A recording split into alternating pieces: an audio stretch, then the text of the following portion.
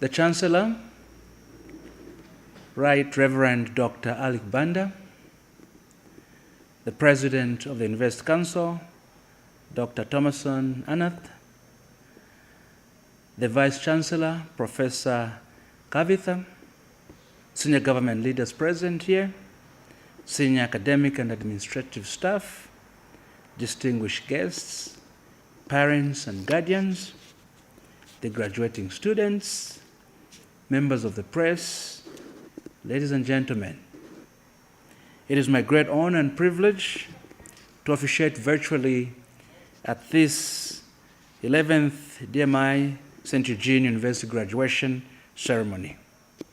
This graduation ceremony is a major milestone in the life of DMI-St. Eugene University, in that we are witnessing the graduation of 2,149 graduates at PhD, master's degree, and diploma levels of education.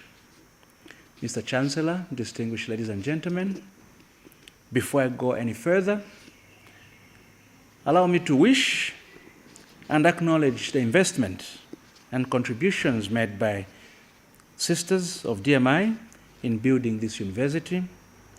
I wish to acknowledge too Reverend Father Dr. J.E. Aru Raj and the late Cardinal Medado Mazombwe in seeing to it that this university was built in the country. The vision that these pioneers had is indeed applauded, as the university has been able to grow from its initial rented premises in Woodlands to its own campus here in Chibombo. Mr. Chancellor, distinguished ladies and gentlemen, it is gratifying that out of the 2,149 graduates, 1,469 are teachers who were sponsored by the government through the Ministry of General Education, through the Fast Track program in 2014. These teachers were taken from many departments within the school system. It is worth noting that 1,110 of these teachers were specializing in mathematics and science, namely physics, chemistry, and biology. A few of the teachers, 357 of them, were specializing in the social sciences, namely geography, history, and civic education. The Fast Track program was undertaken by government in order to improve the qualifications of diploma teachers and in turn improve the quality of the education system through enhanced and better teaching methodologies. Mr. Chancellor, distinguished ladies and gentlemen, the COVID-19 pandemic has brought with it both challenges and blessings in the education sector. The challenges came about because all learning institutions, including universities, had to close in March 2020. The blessing brought about by the pandemic, is that some institutions of higher learning, such as DMI-St. Eugene University, were able to develop robust online education platforms in order to continue with their education programs with minimal disruption. I'm reliably informed that the university has developed its own online education program, which enables the university to offer virtual education programs in various parts of the country. This is indeed very commendable, and I hope other institutions of higher learning can learn and emulate your university on how you handled and navigated through this pandemic by continuing to offer learning to your students uninterrupted. Mr. Chancellor, distinguished ladies and gentlemen, it should also be noted that through your online learning system, the physical boundary of a classroom has not inhibited your progression as you are able to increase your enrollment. This is essential because it can allow for distant students in some programs to enroll and learn without setting foot in the classroom until graduation. Mr. Chancellor, distinguished ladies and gentlemen, The government has progressively increased private sector participation in the education sector. Today, we have more than 50 private higher education institutions in the country. To ensure quality and relevance of education provision, the government established the Higher Education Authority as a regulator in the sector. It is therefore important that the education provided in the country meets international standards in order to contribute effectively to the country's socio-economic development. Mr. Chancellor, distinguished ladies and gentlemen, human capital development is a key for development and growth of any country, whether developed or developing like Zambia.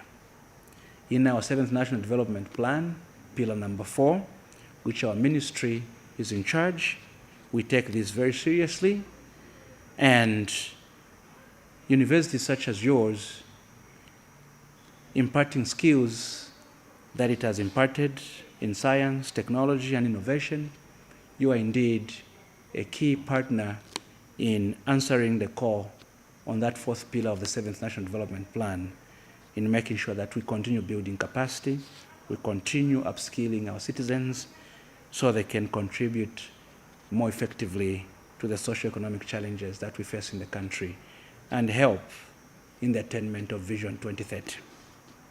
It is therefore imperative for you and other higher learning institutions to embrace skills development, science, technology, and innovation in our undertaking as institutions.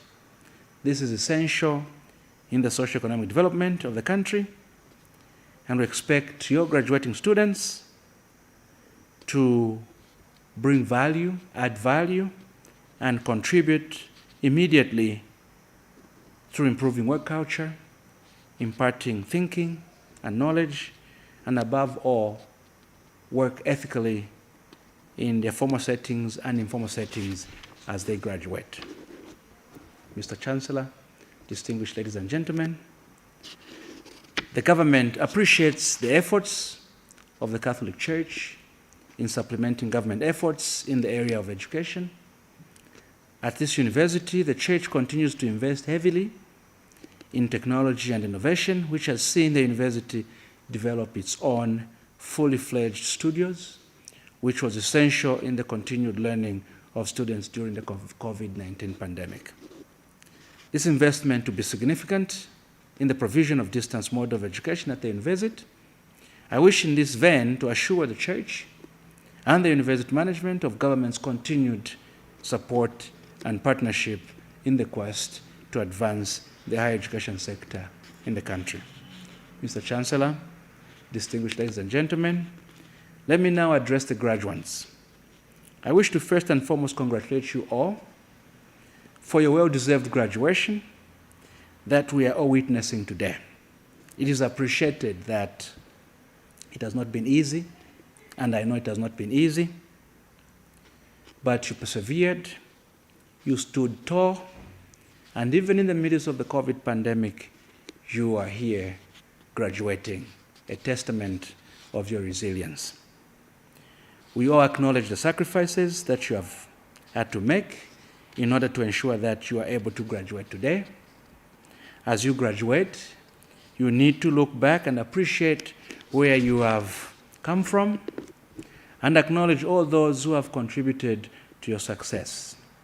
You have to appreciate the various contributions made by your lecturers, parents, guardians, and various other sponsors, such as your employers, for those that are in employment, such as the teachers that are coming from the Ministry of General Education. The knowledge and skills you have obtained from DMI-St. Eugene University should be used to transform yourselves into productive or more productive individuals that will work towards the greater good of society. As graduates from DMI-St. Eugene University, you remain ambassadors of the university. You should uphold the positive norms and values that you have acquired from this university. You should all ensure that you register as members of the DMI-St. Eugene University alumni, where you should not remain passive but active members and contribute to the sustainability of the association and give back to the university that has tremendously uplifted your lives and changed the rest of your life trajectory.